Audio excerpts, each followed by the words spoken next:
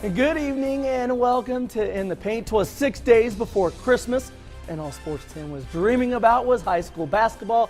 And another exciting In the Paint. Both Megan and McEwen and I are in the Christmas spirit tonight, sporting our Santa hats. Megan, you got your Christmas shopping done yet?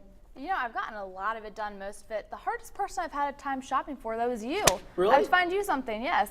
Gotta keep good. my boss happy. There you go. How about you? Make it good. Of course. Nonetheless, I do have our shopping done, but I keep driving my wife crazy, trying to buy my kids more and more things. I feel sorry for my wife. Me too. I'm more really sorry. excited about Christmas than my 3 young kids are. Not surprising at all. Well, we'll let you know what teams made the nice list tonight and expect to get presents from Santa, and what teams still have some work to do if they want to have a Merry Christmas. That's right. Terre Haute South finds themselves in good with Santa this year, off to their best start since 2008. The unbeaten Braves face a dangerous 2-game stretch this weekend where we should find out a lot about Terre Haute South. Tonight, South faced a team they've owned over the years in West Vigo, and it would be easy for the Braves to look past the Vikings, especially considering Saturday South travels to Class 4A. 5th-ranked Columbus North. South definitely had a trap game tonight as they visited the Green Dome to take on West Vigo. South star Jalen Manette with 3 of his 9. He was held in check because he was in foul trouble. He eventually fouled out.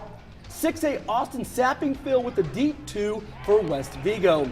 Vikings senior Hayden Cornfloss uses the screen, then hits the off-balance jumper. West Vigo down just too late in the first quarter. South doing what they do best, out and running. Connor Shipley off the glass. He's fouled. Love the way that young man plays. He goes all out every night. South into the first quarter on an 8-2 run. South freshman phenom De'Avion Washington with the tip in. Washington injured his knee in the second half. He was on crutches after the game. His family says as of now it's a bruised knee. They'll see how it is in the morning. West Vigo wouldn't back down. They played South tough. Corey Vickers says 1, 2, 3. I'll tell you who's been the unsung hero for South this year. It's Matt Dady. The Braves junior quietly having a strong season. He banks in 2 of his team-high 21 points. Terre Haute South wins 68-49. It's the Braves' 5th straight win over the Vikings. The 5-0 Braves can now turn their attention to tomorrow's big one at Class 4A, 5th-ranked Columbus North. Terre Haute North Open Conference Indiana action tonight. The Patriots hosted Bloomington South. Logan Kirby, the turnaround 5-footer for Bloomington South. The Panthers outscored Terre Haute North 14-0 in the third quarter. Terre Haute North couldn't have thrown the ball in the ocean tonight. They were standing on the beach. The Patriots opened the second half 0 for 17. Despite almost being 40, I think North head coach Todd Wolfley thought about lacing them up again to see if he could hit a shot. North had good looks. They just weren't falling. Finally, with 2:08 to go in the game, the Patriots get their first field goal of the second half, a 3 from A.J. Smith. Next trip up the court, Austin Karajima, good on another 3 for the Patriots. Too little, too late for Terre Haute North. Bloomington South head coach J.R. Holmes picks up career win number 700 tonight. He's just the 8th coach in Indiana high school basketball history to reach this milestone.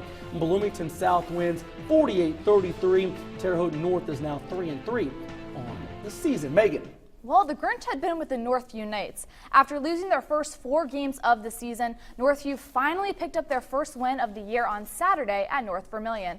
With win number 1 at hand, the Knights now turned their focus tonight on getting their first WIC win this season.